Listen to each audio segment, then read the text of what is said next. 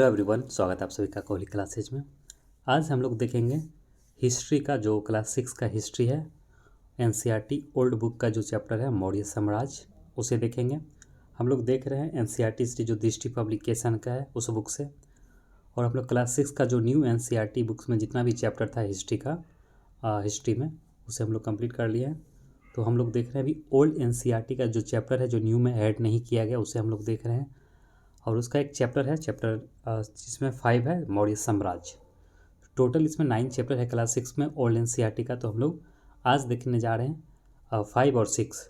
फिर next video में हम लोग कंप्लीट कर लेंगे 7, 8, 9 तीनों को एक में कवर कर लेंगे। इस प्रकार हमारा जो है क्लास 6 का कंप्लीट हो जाएगा।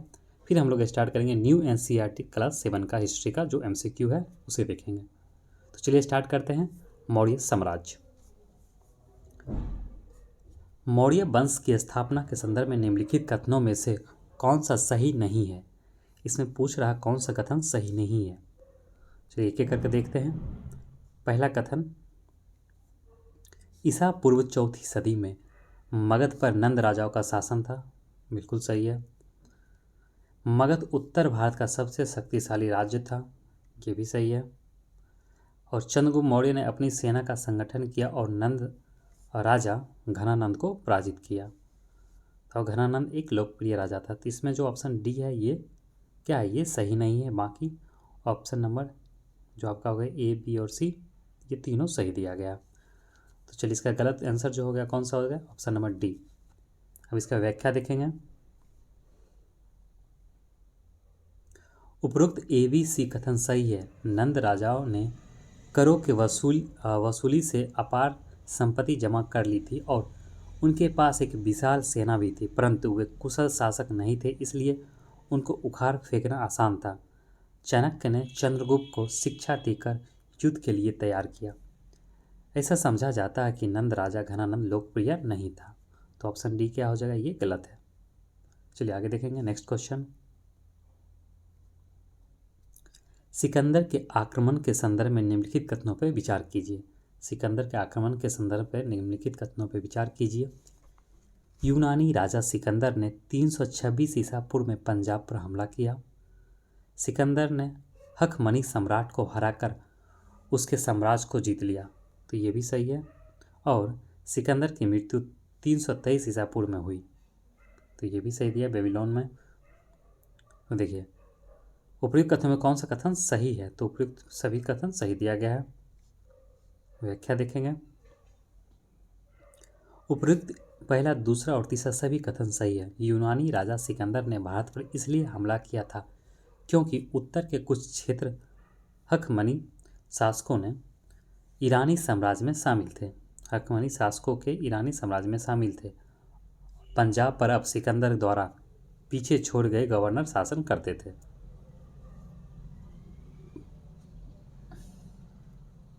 क्वेश्चन नंबर 3 देखेंगे। तीसरा,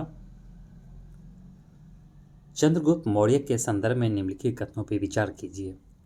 चंद्रगुप्त मौर्य के संदर्भ में निम्नलिखित कथनों पर विचार कीजिए। चंद्रगुप्त ने सेल्यूकस निकेटर को 305 ईसा पूर्व में हरा दिया। जो ये सेल्यूकस निकेटर जो था, ये आपका सिकंदर का ही सेनापति था। तो देखिए 305 ईस्वी में किसको हरा दिया, सेल्यूकस निकेटर को, चंद्रगुप्त ने। और चंद्रगुप्त का शासनकाल समाप्त होने तक समूचा उत्तर भारत मौर्य के अधीन आ गया था। तो उपयुक्त में से कौन सा कथन सही है। तो उपयुक्त में दोनों कथन सही दिया गया, ऑप्शन नंबर C हो जाएगा। चलिए नेक्स्ट देखिए, इसका व्याख्या देख लेते हैं। उपर्युक्त दोनों कथन सही है। चंद्रगुप्त ने जल्दी ही समूचे पंजाब को जीत लिया। सुदूर उत्तर में कुछ प्रदेश यूनानी सेनापति सेल्यूकस निकेटर के अधीन थे।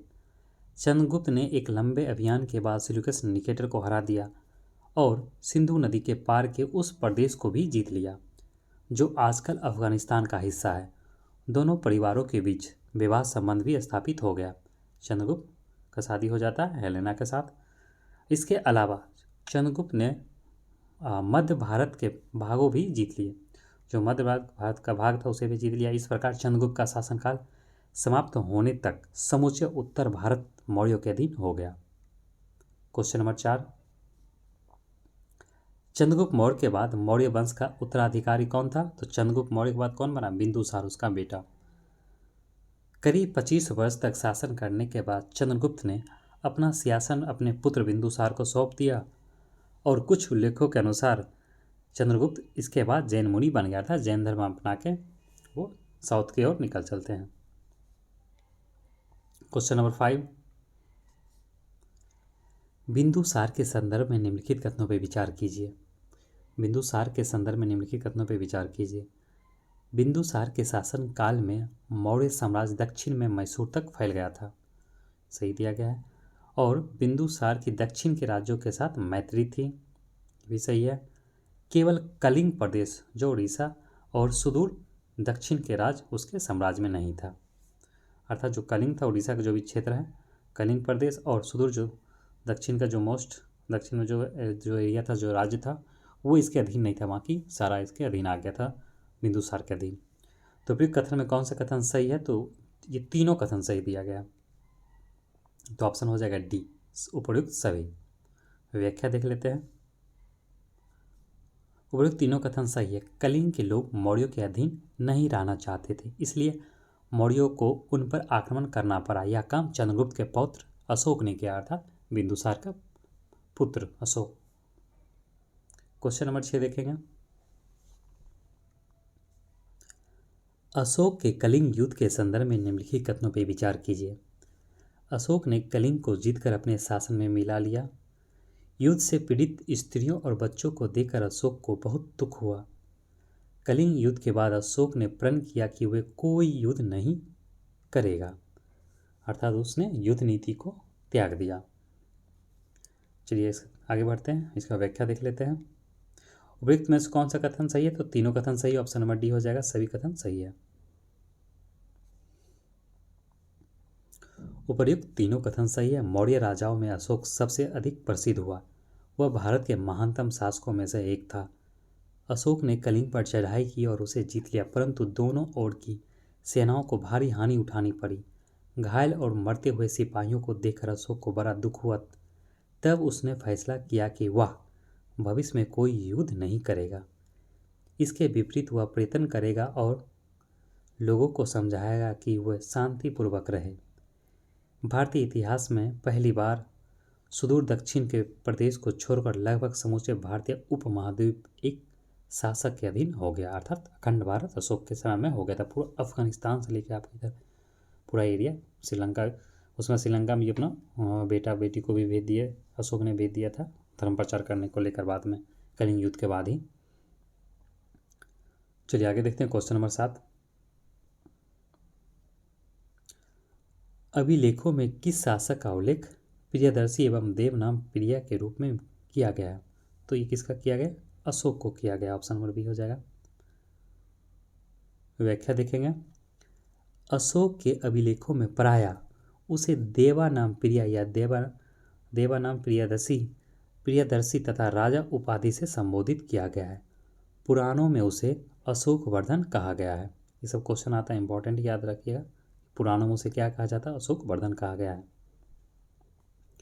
अपने शासन के 12वें वर्ष के बाद अशोक ने राजाज्ञा जारी किया, मतलब राजा के द्वारा जो आज्ञा जारी किया गया अशोक के द्वारा का अपने शासन के 12वें वर्ष के बाद। इनमें उसने धर्म, अच्छे शासन और लोगों का एक दूसरे के प्रति बर्ताव जैसे मामले के बारे में अपने विचार व्यक्त किए। इन राजाज्ञाओं को चट्टानों तथा स्तंभों पर खुदवा दिया। इस प्रकार प्रजा को जानकारी मिली कि उनका राजा क्या सोचता है। इन अभिलेखों से भी हमें अशोक के विचारों के बारे में जानकारी मिलती है। क्वेश्चन नंबर 8 देखेंगे।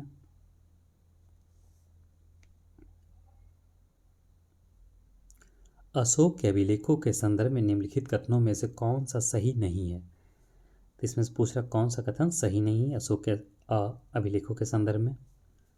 पहला कह रहा है अशोक की राजाज्ञाओं को अभिलेख में समझाया गया, बिल्कुल सही है। अधिकांश राजाज्ञाएं खरोष्ठी लिपि में है, नहीं। आगे देखते हैं। अशोक के अभिलेखों की भाषा आमतौर पर प्राकृत थी, बिल्कुल सही है। अशोक की कुछ राजाज्ञाएं यूनानी भाषा में थी और अफगानिस्तान में खुदाई की गई है, तो बिल्कुल सही है। तो इसमें से पूछा कौन सा सही नहीं, तो ऑप्शन नंबर जो भी है ये सही नहीं दिया गया है। देखते हैं इसका व्याख्या। अशोक बौद्ध था। वह बौद्ध धर्म का प्रचार प्रसार करना चाहता था, परंतु इससे भी अधिक वह उन सामाजिक आदर्शों में विश्वास करता था जो लोगों को शांतिपूर्ण और सदाचारी बना सकते हैं। इसे अशोक ने धम्म कहा। धम्म को अशोक ने राजज्ञाओं में समझाया है। उसकी अधिकांश राजज्ञाएं ब्राह्मी लिपि में, वहाँ पे क्या था, खरोष्टी, जबकि अधिकांश जितना भी अभिलेख लिखवाया गया ब्राह्मी लिपि में, अतः कथन भी गलत है। उसमें भारत के अनेक प्रदेशों में ब्राह्मी लिपि का प्रचलन था। प्राकृत आम जनता की भाषा थी, जबकि संस्कृत भाषा ऊंची जातियों के शिक्षित लोगों द्वारा बोली जाती थी। अशोक अपने विचारों को आम लोगों तक पहुंचाना चाहता था, इसलिए उसने ऐसी भाषा का प्रयोग किया जो वे समझ सकते थे, अर्थात आम जनता। चलिए नेक्स्ट देखते हैं आगे।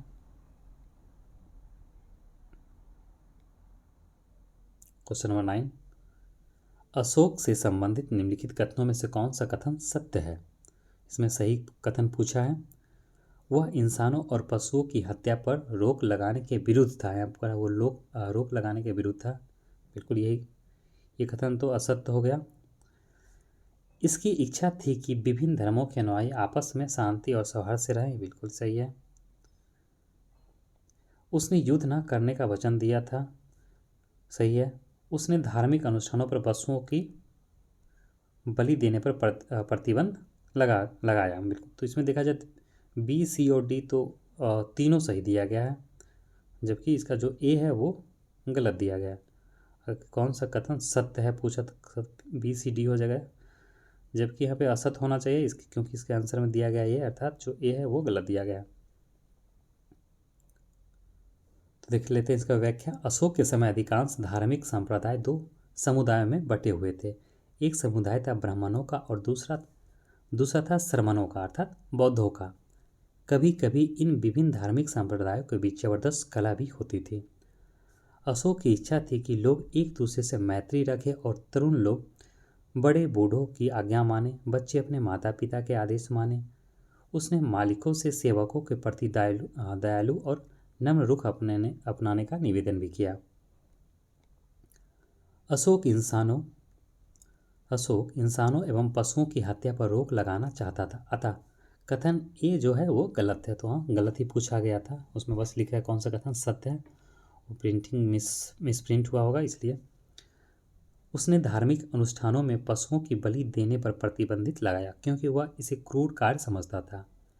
वह यह भी नहीं चाहता था कि लोग मांस खाएं। उसके अपने रसोई घर में प्रतिदिन 2 मोर और 1 हिरन राजा के लिए पकाए जाते थे। इस पर भी रोक लगा दी गई थी आगे जाकर। नेक्स्ट क्वेश्चन देखें, क्वेश्चन नंबर 10।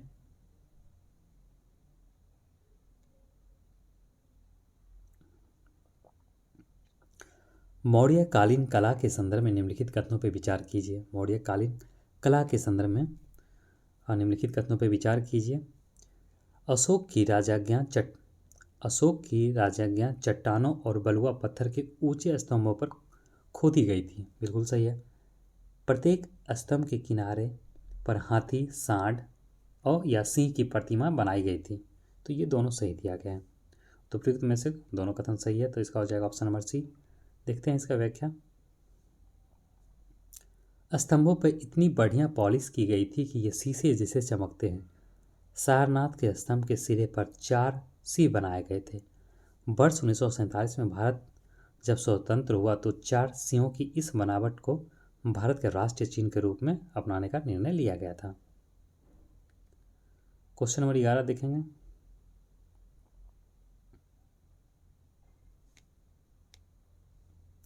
कौटिल्य ने अर्थशास्त्र में समझाया है कि एक अच्छे शासन का संगठन किस प्रकार किया जाए। तो ये सही दिया गया। बाकी इसके जो तीनों है वो गलत है। देखिए, किस प्रकार योजनाबद्ध रूप से राजस्व, जिसमें भू राजस्व सम्मिलित है, संग्रह करना चाहिए, ये सब गलत दिया गया। अर्थात अर्थशास्त्र में ये नहीं बताया गया, बस वो शासन करने का उसमें एक नीति बताया गया। धन अर्जित करना चाहिए तथा अर्जन की विधि को सीखनी चाहिए, भी गलत है। अर्थशास्त्र मतलब वो इकोनॉमी से रिलेटेड बात इसमें कहा ही नहीं गया। अर्थशास्त्र यहाँ लिखा गया, लेकिन ये राजनीति शास्त्र है, समझिए। एक अर्थपूर्ण जीवन जीने का कला सीखनी चाहिए। चलिए इसका ये हो जाएगा। मौर्य काल के बारे में बहुत कुछ जानकारी दो साहित्यिक स्रोतों से मिली है। उनमें से एक है अर्थशास्त्र, जिसका आज उपलब्ध अधिकांश हिस्सा चंद्रगुप्त मौर्य के प्रधानमंत्री कौटिल्य ने लिखा था। दूसरा स्रोत है मेगास्थनीज द्वारा यूनानी भाषा में लिखा हुआ विवरण इंडिका। तो देखिए इसमें हम एक आपको बात बताना चाहते हैं, क्योंकि देखिए अभी हाल ही में किसी के द्वारा एक क्या कहते हैं आपको RTI लगाया गया था कौटिल्य के बारे में। क्या मतलब कौटिल्य जो है, जो चाणक्य है, वो क्या वो चंद्रगुप्त मौर्य के शासन में था? तो वहाँ जवाब मिला कि नहीं, क्योंकि देखिए कुछ सिलेबस जो होता है, जैसे हम लोग जो पढ़ते हैं एग्ज़ाम पास करने के, जो या हम लोग के देश में जो सिलेबस तैयार किया जाता है, वो एक सरकार द्वारा जो सत्ता हम लोग होते हैं, शुरू से जो इतिहास बनता है, एक मतलब उसके पर्पज़ पे वो बनाया जाता है, कोई भी सिलेबस डिजाइन किया जाता है किसी देश में। तो ज़रूरी नहीं होता कि हर चीज़ उसमें सच ही हो, क्योंकि थोड़ा सा ये काफ़ी शोध का विषय होता है, विषय का काफ़ी विवाद का भी होता है। इन कुछ चीज़ को जैसे तैसे जो सदियों से चलता आ रहा है या कि जो, तो उसको उसमें वो ऐड कर दिया जाता है। तो इसमें जैसे तो अर्थशास्त्र जिसमें कहा गया चाणक्य के बारे में, वहाँ पे कोई चाणक्य का कोई चर्चा ही नहीं किया गया। तो RTI से खुलासा हुआ था, आप लोग पता कीजिएगा। हालांकि ये आप लोग का एग्ज़ाम से रिलेटेड है नहीं, बस ऐसे इन्फॉर्मेशन के लिए मैं बता दिया हूँ। अगर आपको रियल में अगर हिस्ट्री अगर जानना है, मान लीजिए आप कुछ अलग एक आउट ऑफ सिलेबस भी जानना चाहते हैं हिस्ट्री, तो आप लोग कुछ एक्स्ट्रा बुक पढ़ा कीजिए अगर मतलब फ्री टाइम में, उससे संबंधित आपको बहुत सारा चीज़ वहाँ से कुछ मिलेगा। तो जब आपके पास टाइम बच जाता है आपके सिलेबस कंप्लीट होने के बाद, तब पढ़ा कीजिए वो सब फ्री टाइम में। चलिए आगे देखते हैं। हाँ, तो जो इसमें कह रहा मौर्य काल के बारे में जो ज़्यादा जानकारी जो मिला है, दो साहित्यिक स्रोत से मिला है। तो एक तो हो गया जो अर्थशास्त्र, इसको कहा जाता है चाणक्य के द्वारा लिखा गया, अर्थात कौटिल्य के द्वारा, और दूसरा जो था मेगास्थनीज का इंडिका। चलिए आगे देखते हैं। मेगास्थनीज सेल्यूकस निकेटर का राजदूत था और उसने चंद्रगुप्त के शासनकाल में कुल समय भारत में बिताया। मेगास्थनीज का वृत्तांत, जिसका दुर्भाग्य वंश कुछ ही अंश बचा है, उसका आंखों देखा वर्णन है। मतलब वो उस समय प्रेजेंट था, जो वहाँ पे उसने देखा वही लिखा है इंडिका। तो इस चीज़ को ज़्यादा लाइबल अर्थ माना जाता है, ज़्यादा ऑथेंटिक माना जाता है इतिहास में। सेम टाइम में कोई लिखा गया है, उसी समय वो इंसान मौजूद है, तो उसे ज़्यादा अहमियत दिया जाता है। इसने पाटलिपुत्र के संदर्भ में जानकारी दी है कि यह एक विशाल और सुंदर नगर था और मजबूत परकोटे से घिरा हुआ था।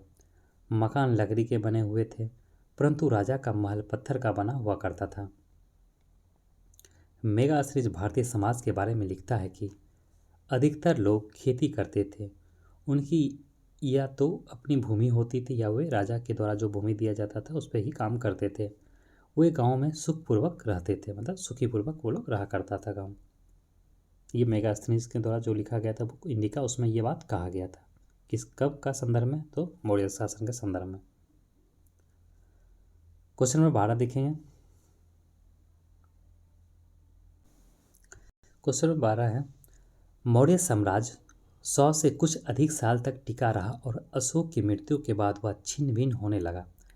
मौर्य साम्राज्य के विघटन के प्रमुख कारण कौन कौन से थे? तो उसके विघटन के कौन कौन से कारण पूछ रहा मौर्य साम्राज्य के बारे में।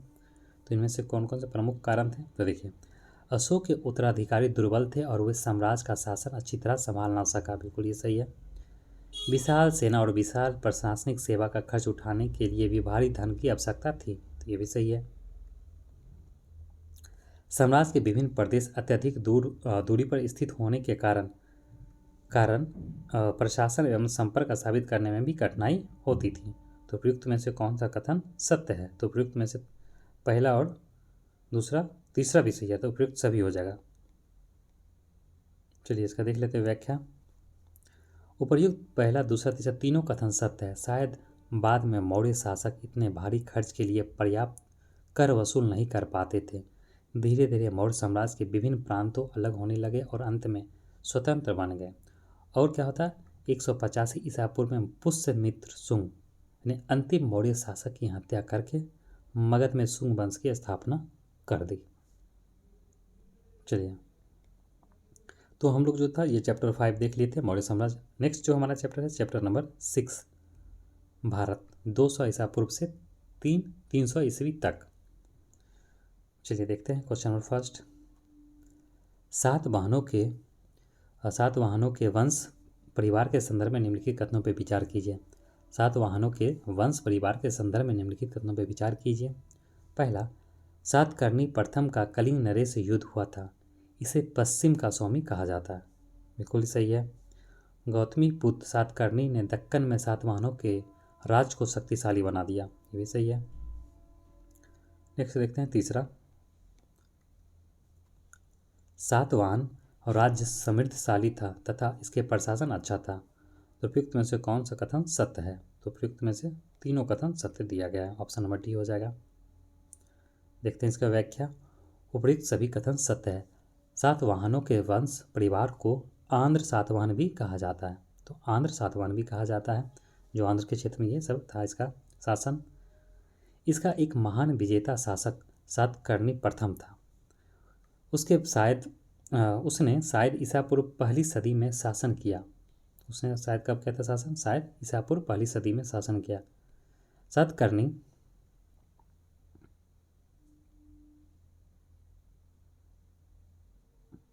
सातकर्णी प्रथम के शासन के कुछ समय बाद शकों ने, जो सौराष्ट्र पर शासन कर रहे थे, सातवाहनों पर आक्रमण कर दिया था। जो शक शासक था, जो उसमें सौराष्ट्र पर शासन कर रहा था, उसने सातवाहनों पर आक्रमण कर दिया और उन्हें नासिक से खदेड़ कर आंध्र में भगा दिया। आंध्र प्रदेश के इधर का जो एरिया उधर भगा दिया। गौतमी पुत्र सातकर्णी ने अपनी सेना संगठित करके शकों पर हमला किया और अंत में पश्चिम दक्कन पर फिर से कब्जा करने में सफल हुए। किसने?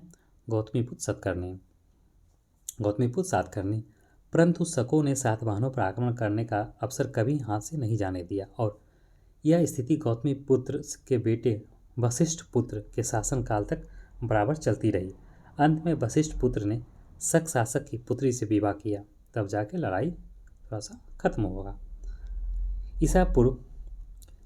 ईसा के दूसरी शताब्दी के अंत में शक पहले की अपेक्षा कमजोर हो गए तो सातवाहनों को राज विस्तार का मौका मिला। उन्होंने उत्तर में काठियावाड़ को जीत लिया और दक्षिण में कृष्णा नदी के मुहाने के प्रदेश पर कब्जा कर लिया। परंतु इसके बाद भी सातवाहनों की शक्ति बहुत समय तक कायम नहीं रही और ईसा की तीसरी शताब्दी में वह छिन्न हो गई, अर्थात कमजोर हो गई, इधर उधर बिखरने लगा। सातवाहन राज्य समृद्धशाली था, इसका प्रशासन अच्छा था, राज्य प्रांतों में बटा था जिन पर सैनिक तथा असैनिक राज्यपाल शासन करते थे। प्रत्येक गांव का प्रधान राजस्व या कर वसूल किया करता था। चलिए नेक्स्ट क्वेश्चन देखेंगे, क्वेश्चन नंबर 2।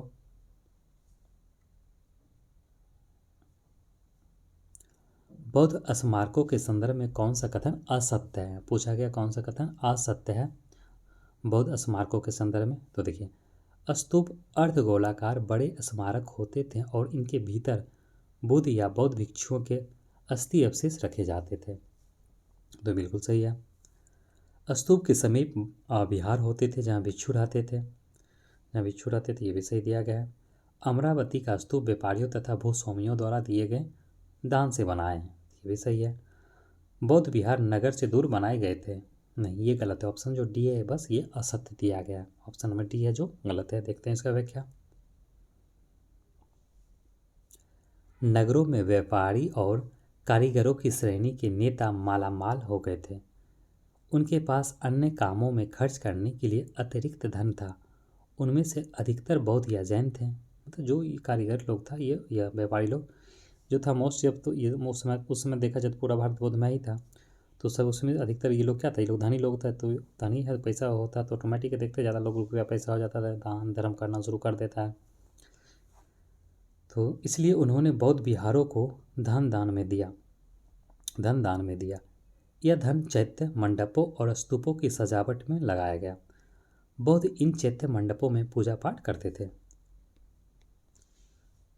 जैसे देखते हैं सांची, तो भोपाल के पास जो सांची के स्तूप की वेदिका या रेलिंग और तोरण द्वार इसी प्रकार के दान से बने थे। जो सांची स्तूप है भोपाल में, तो वो जो मतलब भोपाल के पास भोपाल से ऐसे देखा जाए तो लगभग 100 या 80 किलोमीटर के आसपास है ये।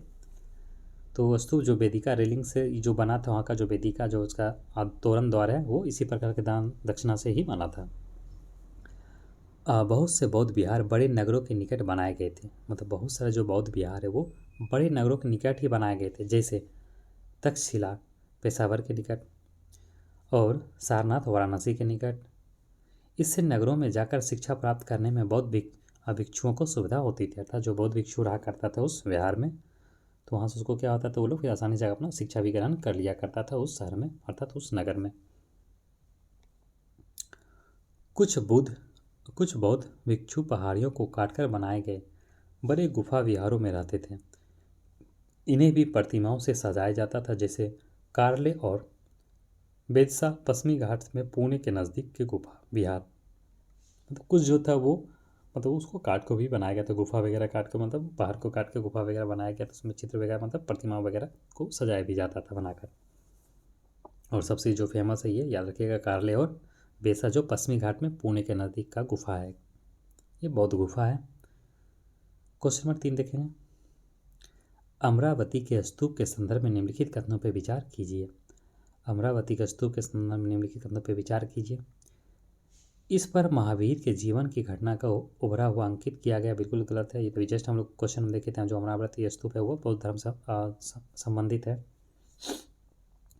इस पर नीलगिरी नामक मदोन्मत्त हाथी को दिखाया गया है। दूसरा देखोगे तो इसका पहला जो तो गलत ही है, निम्नलिखित कथनों पर विचार कीजिए। दूसरा इसका सही दिया गया, आगे देखते हैं। उपयुक्त में कौन सा कथन सत्य है, तो केवल 2, ऑप्शन नंबर बी हो जाएगा। चलिए इसका व्याख्या देख लेते हैं। उपयुक्त कथनों में से कथन एक गलत है। अमरावती स्तूप पर बुद्ध की जीवन की घटना को उभारा है या अंकित किया गया है। इस उभार शिल्प में बाईं और नीलगिरी नामक मदोन्मत्त हाथ को दिखाया गया है और दाईं ओर इसे बुद्ध के चरणों में नतमस्तक, हाथ नहीं हाथी है, हाथी को दिखाया गया और दाईं ओर इसे बुद्ध के चरणों में नतमस्तक होते हुए दिखाया गया है। अतः कथन 2 जो है वो सत्य दिया गया है।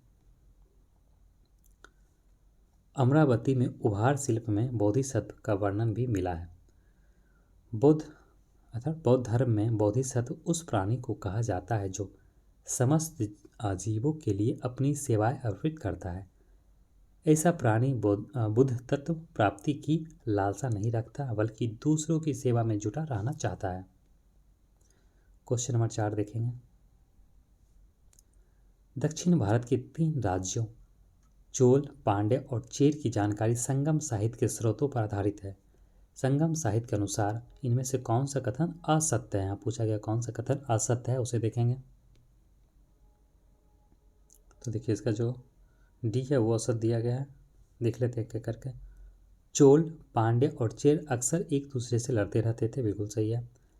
केरल के राजाओं में नेंडुचेरलायदन को एक महान वीर समझा जाता था और संगम साहित्य की कविताओं में चोल, पांड्य और चेर के युद्धों की जानकारी मिलती है। जो युद्ध आपस में लोग किया करता था उसकी जानकारी किसमें मिलता है, वो संगम साहित्य में मिलता है।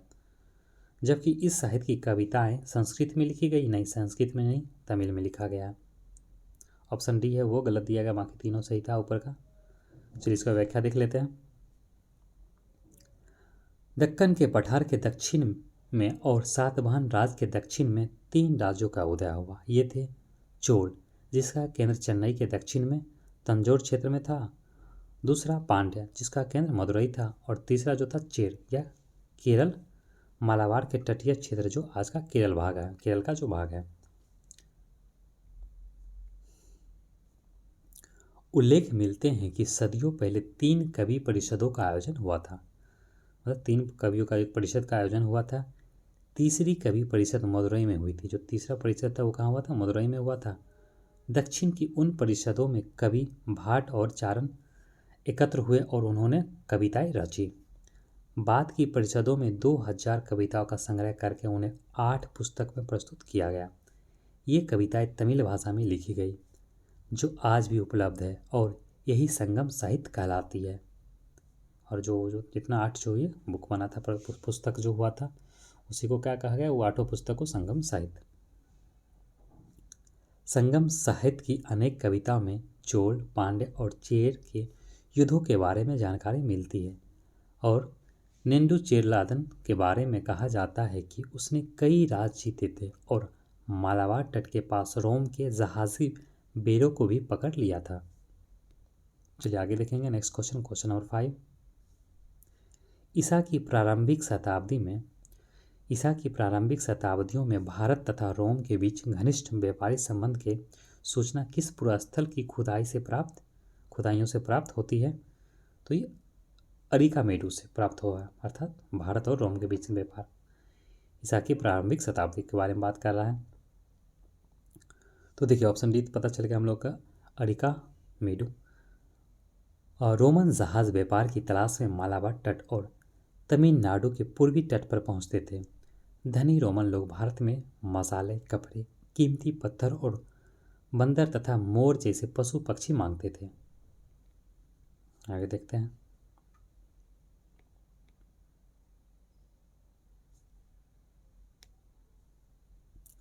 रोमन जहाज लाल सागर से चलकर अरब सागर पार करके मालाबार तट या पूर्वी समुद्र तट पर मन्नार की खाड़ी तक पहुंचते थे।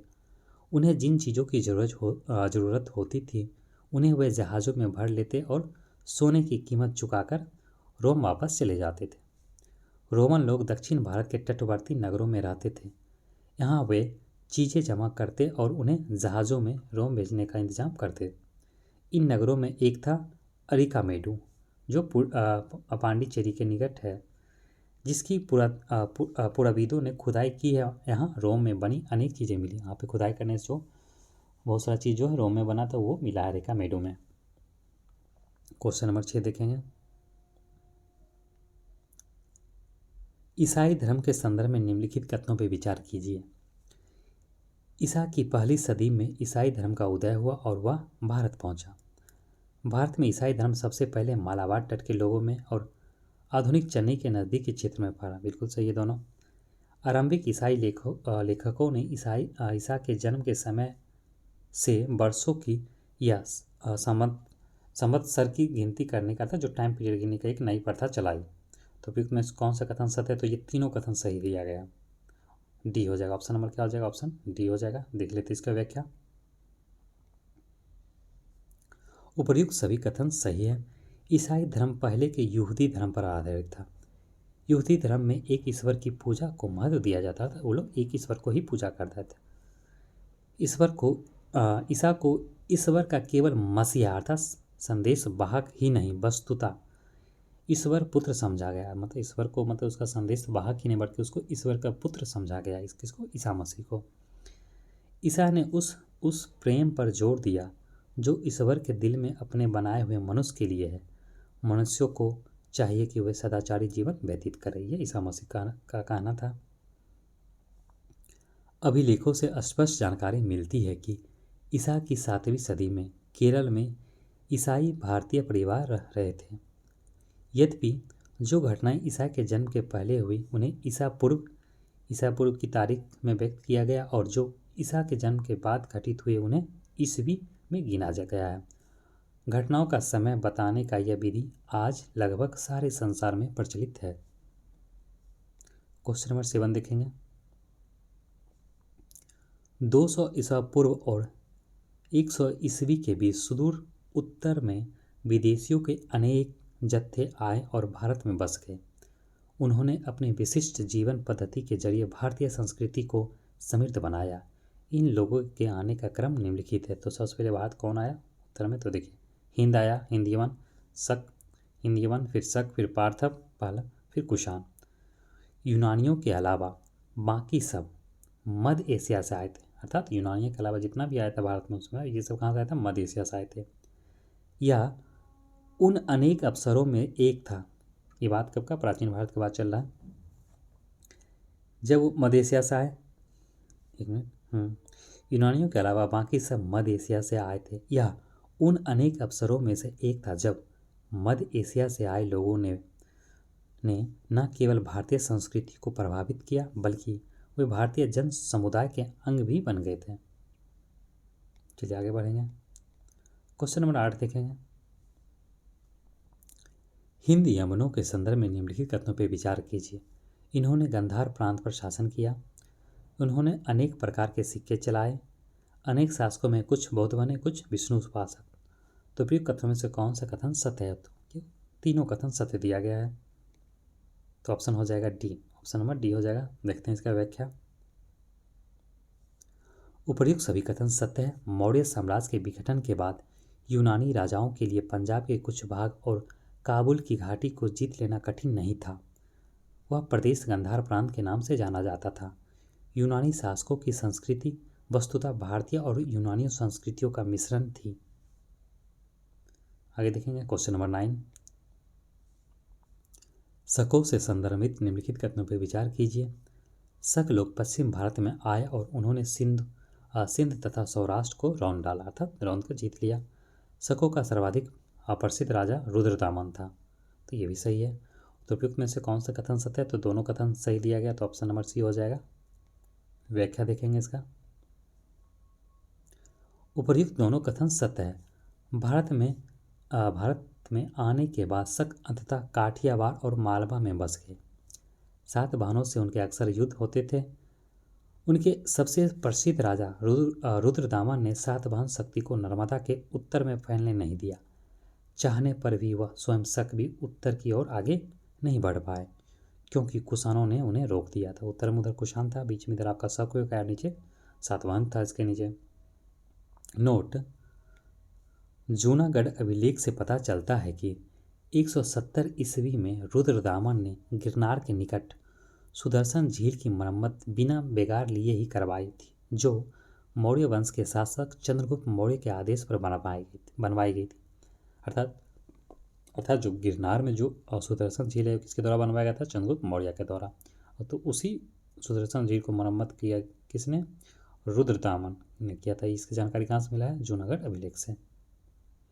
क्वेश्चन नंबर 10 देखेंगे। कनिष्क के संदर्भ में निम्नलिखित कथनों पर विचार कीजिए। कनिष्क के संदर्भ में निम्नलिखित कथनों पर विचार कीजिए। यह बौद्ध धर्म का अनुयायी था तथा बौद्ध विहारों के निर्माण के लिए धन दिया। बिल्कुल सही है। इसी के शासनकाल में चौथी बौद्ध संगीति का आयोजन हुआ था।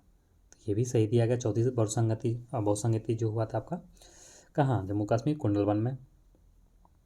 उपयुक्त कथन में कौन सा कथन सत्य है? तो दोनों कथन सही दिया गया। ऑप्शन नंबर सी हो जाएगा। व्याख्या देख लेते इसका।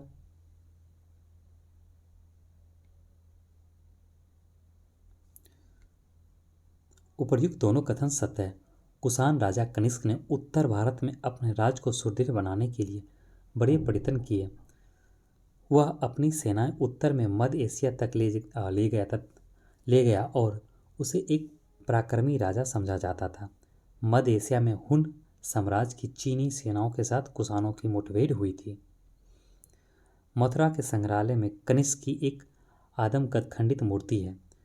इसमें वह गठीले बदन का व्यक्ति नजर आता है। वह बौद्ध धर्म का समर्थक था।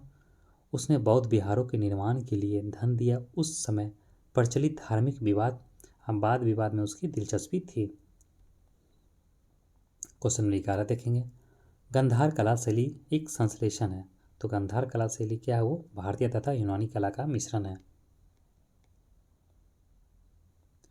पश्चिमी एशिया के साथ संपर्क बढ़ने के कारण उत्तर भारत के नगरों में यूनानी मूर्ति कला को प्रवेश मिला। गांधार प्रदेश के भारतीय कलाकारों की मूर्ति कला की इस शैली में दिलचस्पी बढ़ी और इससे वे प्रभावित हुए। उनकी बनाई बुद्ध की मूर्तियां एवं बुद्ध के जीवन से संबंधित दृश्य पटल यूनानी शैली से मेल खाते हैं। यह शैली गांधार कला के नाम से जानी जाती है।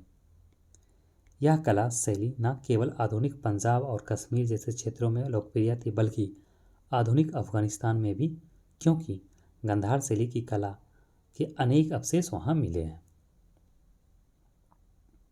क्वेश्चन नंबर 12 देखेंगे। बौद्ध धर्म के संदर्भ में निम्नलिखित कथनों पर विचार कीजिए। बोधिसत्व उन त्यागी पुरुषों को कहा जाता है। बोधिसत्व उन त्यागी पुरुषों को कहा जाता है जो इस धरती पर बुद्ध से पहले पैदा हुए थे। दूसरा, महायान संप्रदाय में अनेक प्रकार के अनुष्ठानों का प्रचलन था और बोधिसत्वों की पूजा की जाती थी। तो ये दोनों कथन सही दिया गया है। तो ऑप्शन हो जाएगा सी। व्याख्या देख लेते हैं। उपर्युक्त दोनों कथन सत्य है। जातक ग्रंथों में बोधिसत्वों के बारे में अनेक कथाएं हैं।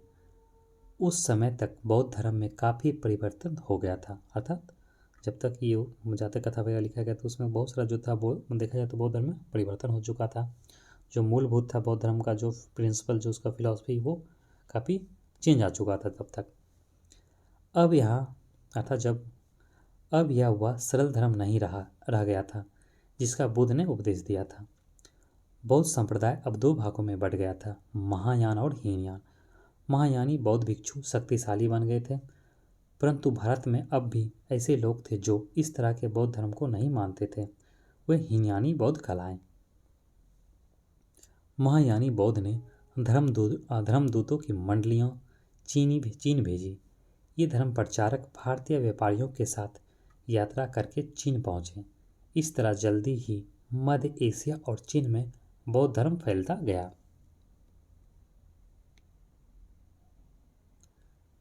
तो जो आज का जो हमारा चैप्टर था ये समाप्त होता है। तो नेक्स्ट वीडियो में हम लोग देखेंगे इस तीन चैप्टर बचा हुआ है आपका ओल्ड एनसीईआरटी का 7, 8, 9। तो इसे हम लोग कंप्लीट कर लेंगे नेक्स्ट वीडियो में। फिर हम लोग देखेंगे क्लास 7 का हिस्ट्री। पहले न्यू वाला एनसीईआरटी का चैप्टर देखेंगे, फिर उसके बाद ओल्ड का। ठीक है, आप लोग ज़रूर वीडियो को लाइक कीजिएगा, शेयर कीजिएगा, कमेंट कीजिए, और चैनल पे नए हैं तो चैनल को ज़रूर सब्सक्राइब कर लीजिए। मिलते हैं हम लोग नेक्स्ट वीडियो में, तब तक के लिए धन्यवाद।